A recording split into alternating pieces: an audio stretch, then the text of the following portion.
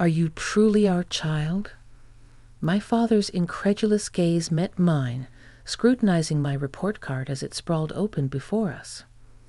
Growing up amidst a family of esteemed physicians, I had always assumed that following in their footsteps was my destined path. Thus, from childhood, I diligently applied myself to my studies, consistently ranking at the top of my class. Yet to my father, a doctor himself, mere excellence at a local level fell short of his expectations.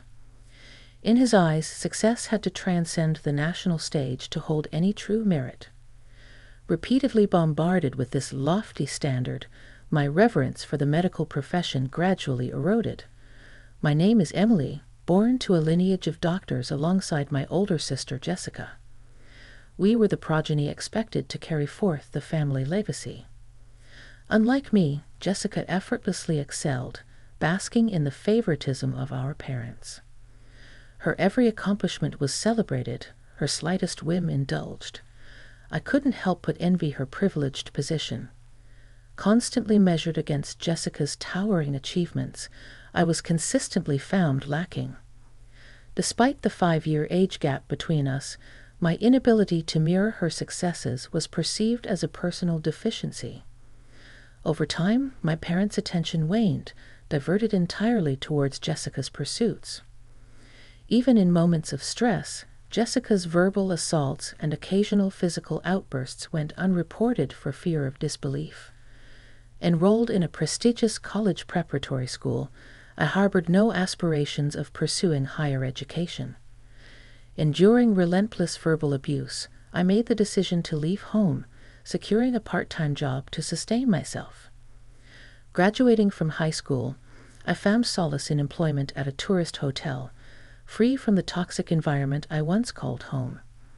6 months passed without contact until an unexpected call shattered my solitude. "Come home for the New Year celebration," my father's voice commanded, leaving no room for negotiation. Tradition dictated the reunion of our doctor-dominated relatives, a daunting prospect for me. With the weight of familial obligation bearing down on me, I acquiesced, returning for a single day. I juggled my obligations at the hotel amidst the bustling season. At home, I was thrust into the role of the dutiful host, overseeing preparations for the annual gathering. Amidst the chaos, I questioned why this burden consistently fell upon me. Yet guilt over my divergence from the family profession kept me tethered to their expectations. Though I had hoped my departure would sever ties, my father's summons proved otherwise for now. I would honor the familial tradition, even if it meant enduring one more painful reunion.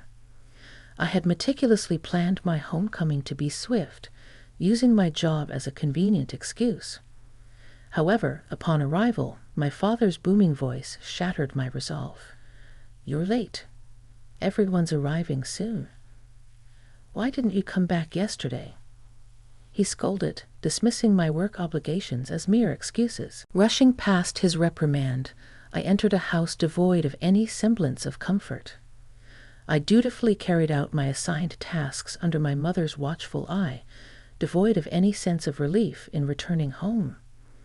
As relatives gathered and festivities commenced, I remained on the periphery, a familiar outsider to familial banter. Amidst the chatter filled with hospital grievances and patient gossip, I couldn't shake the feeling that the medical profession bred nothing but contempt for others. Jessica, reveling in her superiority, mocked both colleagues and patients alike. When confronted by Christopher's taunt about my apparent failure to become a doctor, I bit back the retort bubbling within me, unwilling to engage in such draining exchanges. Under the veil of night, I made my escape from the suffocating confines of my family home. Their complaints about future chores and obligations fell upon deaf ears as I prioritized my return to work.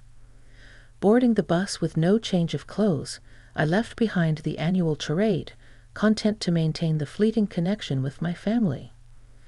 For 7 years, this ritual persisted unchanged, a single day of obligatory reunion. Despite my divergence from the expected path, my parents had supported me through schooling, albeit without a college degree. With each passing year, my annual visit remained a mere formality, a brief interlude in my otherwise independent life. As the familiar time of year approached once more, I braced myself for the inevitable call from my father. Yet when the phone finally rang, it wasn't his name that flashed across the screen, but an unexpected call heralding an unforeseen twist in our annual tradition. I hesitantly pressed the call button, surprised by the rare occurrence of a call from Jessica. Anxious thoughts raced through my mind as I answered, fearing the worst about our parents. However, contrary to my apprehensions, Jessica's voice came through the line with an unexpected buoyancy. "Hey, you know that young CEO from your workplace? He's been all over TV lately. Haven't you noticed?" Her excitement was palpable, a stark departure from her usual demeanor. I struggled to comprehend her sudden change in attitude, unsure of where this conversation was headed. I tentatively responded, acknowledging the CEO's recent media presence due to the opening of new hotels. But before I could fully grasp the situation, Jessica eagerly interjected, expressing her interest in meeting him. "Introduce me to him. I've fallen head over heels for him ever since I saw him on TV. Plus, he's a young master, isn't he? He'd be perfect for me." Stunned into silence, I struggled to find the right words. Jessica's audacious request caught me off guard, her aspirations seemingly incongruent with reality. How could someone as arrogant as Jessica believe she could captivate the attention of someone like him? Before I could formulate a response, Jessica continued, steamrolling over any objections I might have. "You air worker probably haven't even met him, and even if you have, a plain woman like you wouldn't stand out to him." Her words cut deep, but I remained silent, unable to interject amidst her relentless monologue. As she rambled on, I attempted to interject, but Jessica's momentum was unstoppable. Her presumptuousness knew no bounds as she casually informed me of her plans to stay over when the CEO visited, confident in her ability to win him over with her beauty. I struggled to find my voice, bewildered by Jessica's audacity. "But Jessica, aren't you supposed to be considering arranged meetings for marriage? It's our family tradition to marry by 30. My feeble attempt to reason with her was met with dismissive laughter. "Traditional arrangements are so outdated, don't you think? Besides, why settle for anything less when I can aim for the top?" Her words hung in the air, leaving me speechless as she nonchalantly requested that I cover her lodging expenses. I realized the futility of trying to reason with her.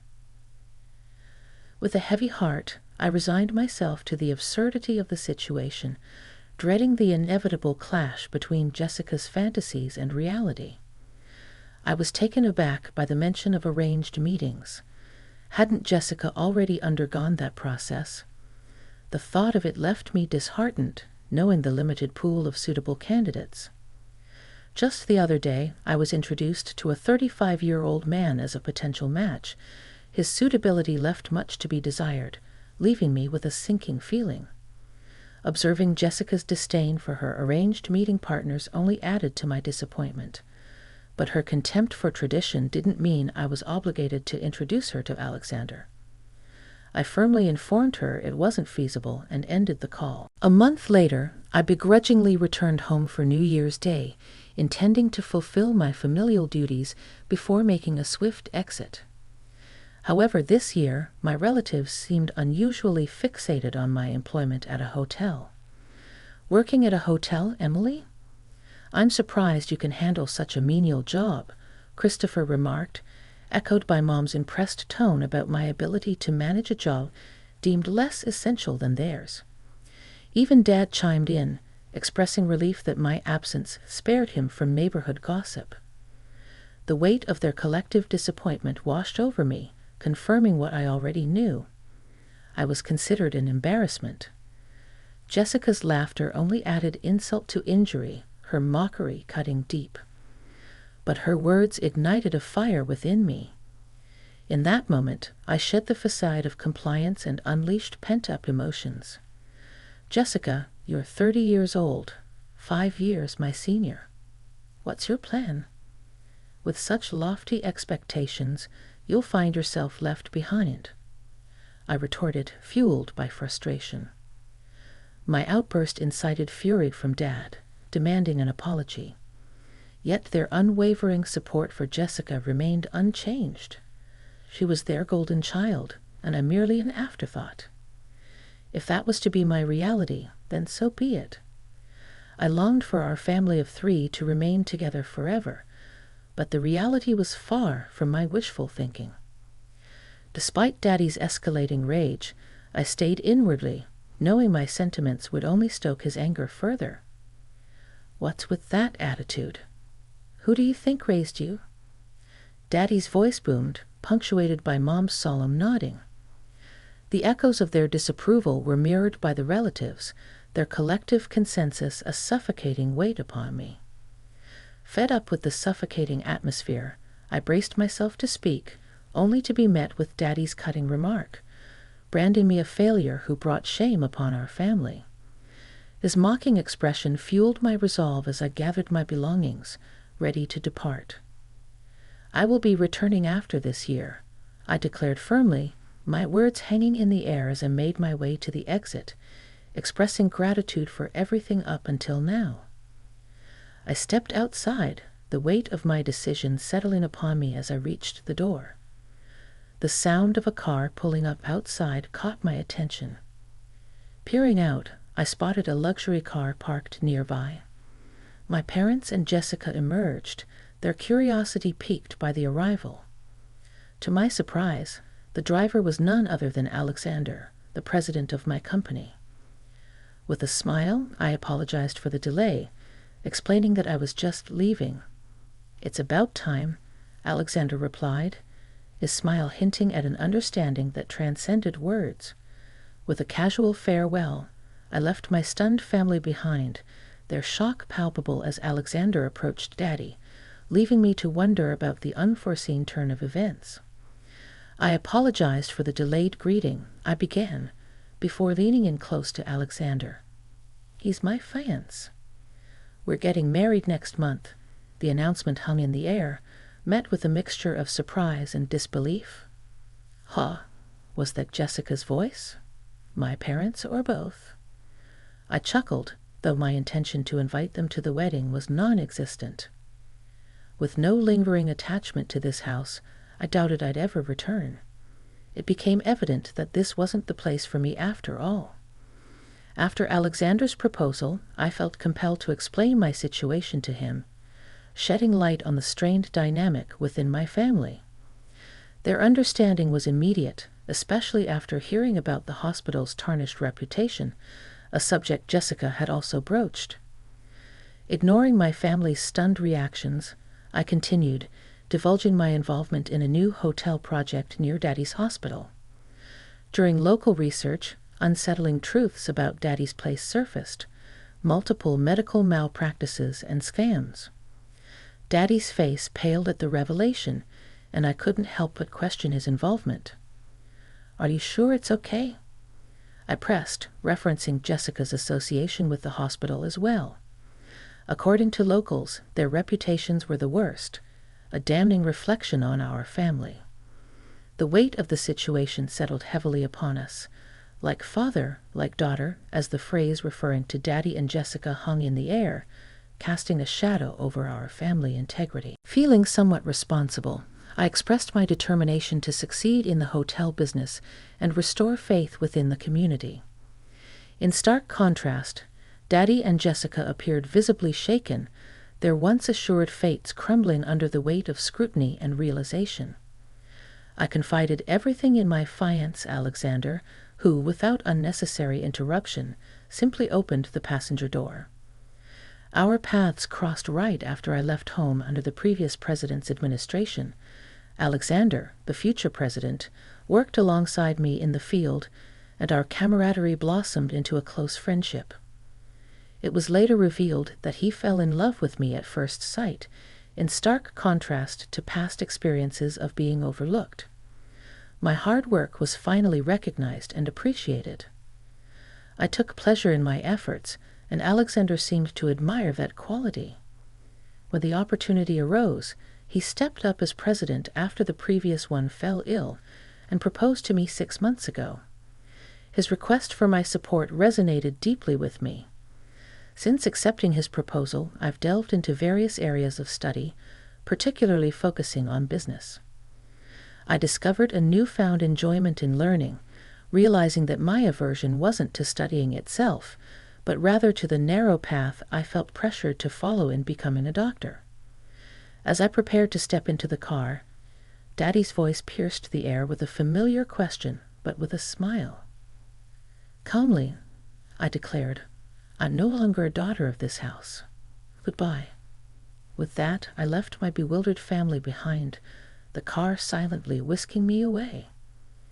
In the wake of the successful opening of the new hotel, I found myself engrossed in on-site management from day one. When the establishment reached full occupancy, my parents and Jessica made an unexpected appearance. Daddy spotted me amidst the bustle, calling out and signaling their intention to stay. Despite my busy schedule, I found myself at a loss for words. Before I could react, Alexander intervened swiftly, escorting my family away. However, their stubborn persistence caused a scene in the lobby, leaving me torn between professional obligations and familial tensions. Feeling stuck in the midst of chaos, I sought assistance from a security guard to quell the escalating tension. Shortly after, a woman named Olivia entered the lobby, recognizing me as a teacher who relayed gossip to me. The rumors spread like wildfire throughout the hospital, causing embarrassment for Daddy and Jessica. Meanwhile, I stumbled upon a startling revelation about Mom's purported retirement. It turned out to be a cover-up for her forced resignation due to a scandal, a tidbit of information I accidentally overheard from Olivia. Frustrated by my family's repeated audacity, I took decisive action during their unwelcome visit to my workplace, promptly calling the police for obstruction of business. Their past behavior soon became the talk of the hospital, exacerbating its already dire financial situation. Eventually, the hospital was forced to close its doors, a consequence of the scandal and ensuing rumors.